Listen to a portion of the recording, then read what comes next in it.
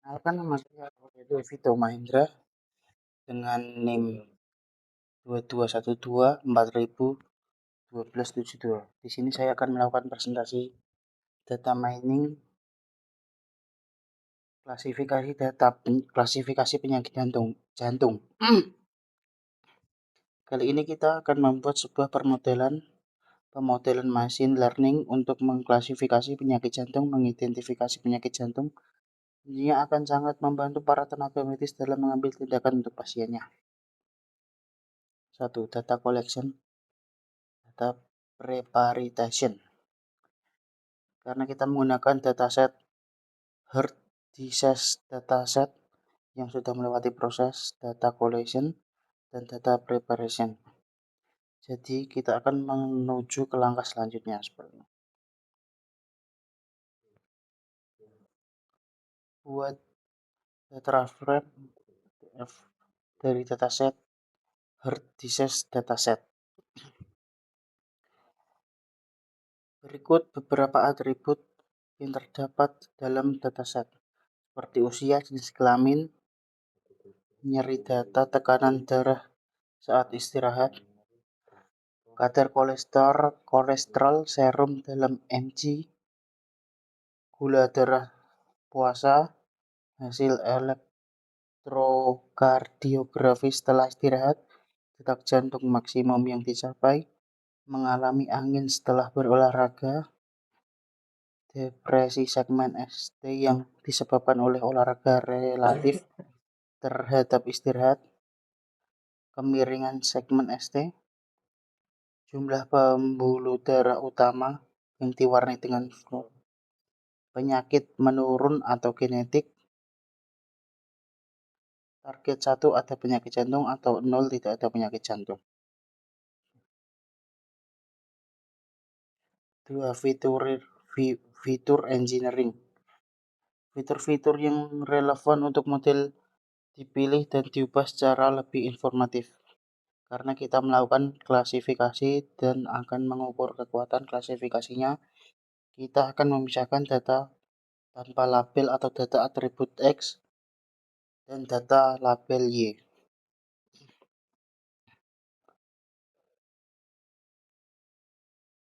Karena nilai dataset memiliki rentang nilai yang berbeda-beda, kita perlu mengkelaskan nilainya. Mengkelaskan nilainya dalam dataset yang memiliki rentang nilai yang berbeda sangat penting dalam machine learning. Berikut adalah beberapa alasan mengapa kita harus melakukannya. Konsistensi ketika kita memiliki fitur-fitur dengan skala berbeda, model machine learning mungkin kesulitan memahami perbandingan antara fitur-fitur tersebut. Dengan menskalakan nilai, kita memastikan bahwa semua fitur memiliki skala yang serupa, sehingga model dapat memprosesnya dengan lebih baik. 2. Algoritma yang sensitif terhadap skala. Beberapa algoritma machine learning sangat sensitif terhadap skala fitur.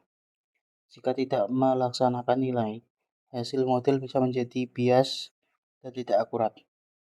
3. Optimasi model. Proses optimasi model lebih efisien ketika fitur-fitur memiliki skala yang serupa. Jika ada perbedaan besar dalam skala, optimasi bisa memakan waktu lebih lama. 4. Visualisasi. Mengskalakan nilai juga memudahkan jika dalam membuat visualisasi data grafik yang menggunakan skala yang serupa yang lebih mudah dibaca dan memahami. Memisahkan dataset menjadi data training dan data testing.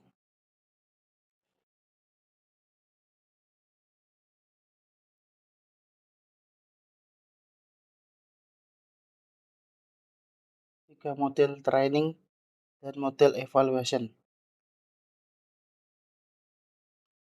1. Pelatihan model. 2. Evaluasi model.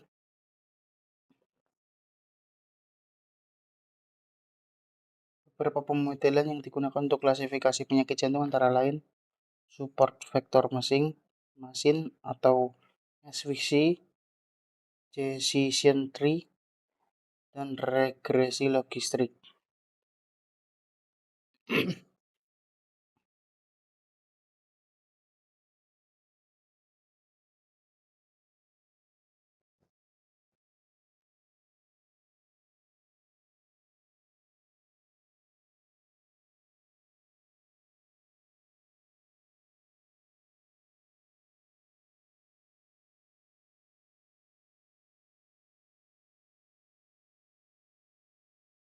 Ini adalah uji dan evaluasi model decision tree.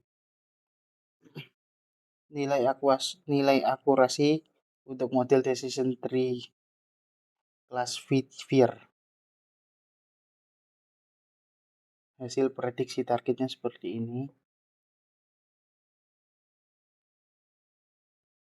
Ini penjelasan dan visualisasi decision tree.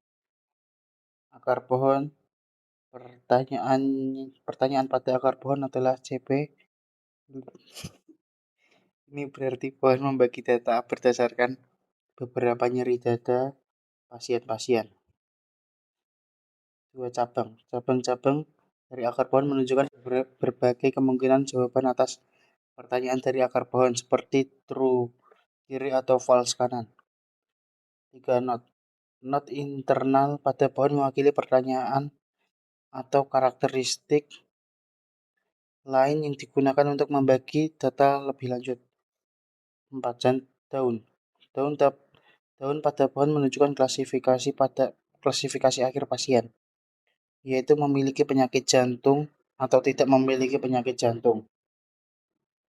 Model klasifikasi atau regresi logistik seperti ini.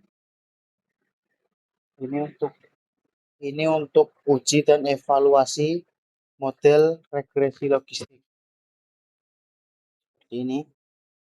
Nilai akurasi untuk model logistik regression adalah sebagai berikut.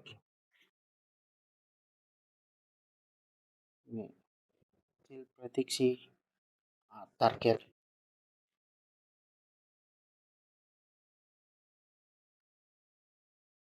Penjelasan kurva ROC pada model regresi logistik.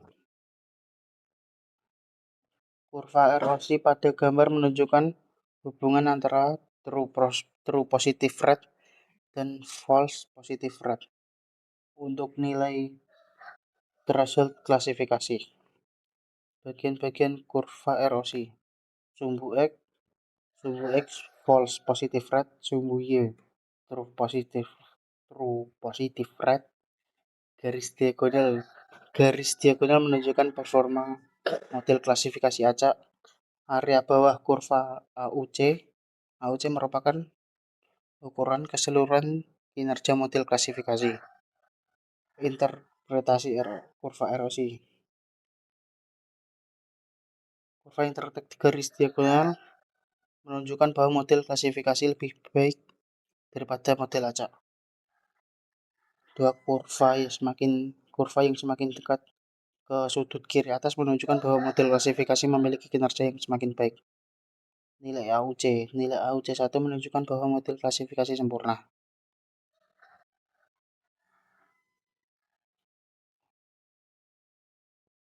Menguji metode data baru. Sekarang kita akan menguji dengan metode model data asing yang tidak ada dalam dataset baik. Ini.